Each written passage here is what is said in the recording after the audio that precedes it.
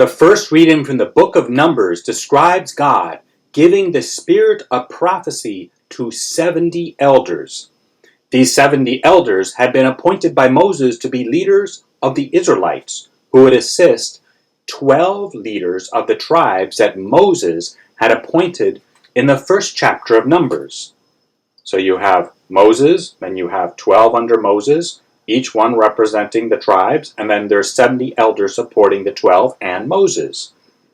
According to verse 24, the verse right before today's reading from Numbers, Moses gathers all the 70 elders in the tent where God was intensely present. 2 additional elders, Eldad and Medad, who are not in the tent but outside in the camp, also received the spirit of prophecy that came down upon these 70 elders in the tent. So not only the 70 elders with Moses in the tent received the spirit of prophecy, but also 2 additional elders who were out of the tent in the camp. Upon hearing Eldad and Medad prophecy, Joshua protested to Moses. Joshua thought that they should not prophesy because they're not in the tent along with Moses. They're outside of the tent. Moses responded by indicating that he was in favor of God, not only giving the spirit of prophecy to these 2 additional elders who were outside of the tent, but also to all people.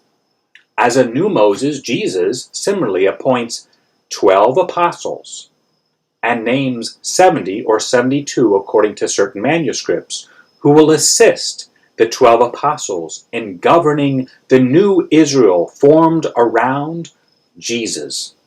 As with Moses, some people who had not been officially named by Jesus to evangelize by healing the sick and casting out demons were also healing the sick and casting out demons.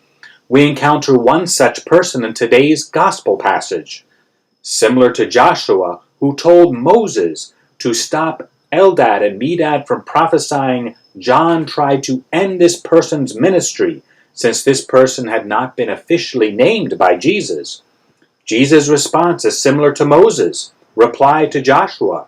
Jesus says, "Do not prevent him, for whoever is not against us is for us." May we learn from Moses, and above all from our Lord Jesus, not to make the same mistake that Joshua and John did.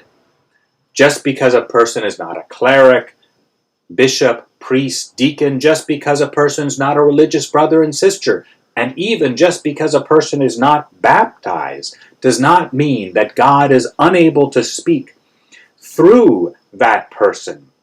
For God's grace is not limited to God's official structures.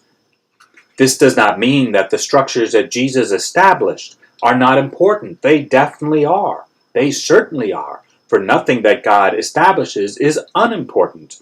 And yet God is not bound to work only through the structures of the church, only through our official authority figures, who we are called, of course, to respect.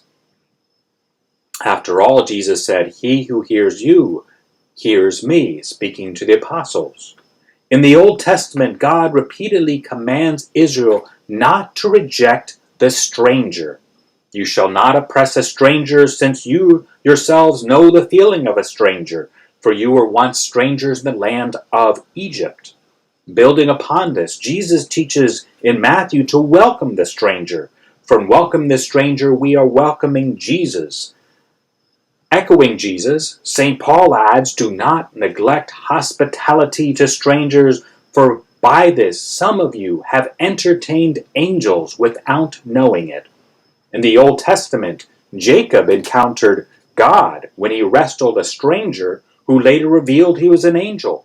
And then Jacob received another name, Israel, which commonly is interpreted as meaning wrestled with God or contended with God.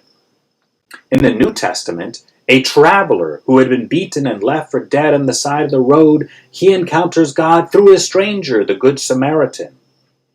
And an example from ancient Christianity of welcoming the stranger is evident, and welcome the stranger in the sense that through the stranger God will speak to us. And this is evident in Saint Benedict's rule, ancient monastic rule, which states beautifully, "Let all guests who arrive," so all strangers who arrive to the monastery, "be received as Christ, because he will say, I was a stranger and you took me in." And Saint Benedict continues, "How, with the head bowed down or the whole body prostrate on the ground, let Christ be adored in them as he is also received." Today, may we be challenged by today's reading from the book of Numbers and from the gospel passage to recognize God's presence, or at least his potential presence, in every stranger we meet, including those who are outside the official structures of the Catholic Church. Perhaps God may want to say something through that stranger. God bless.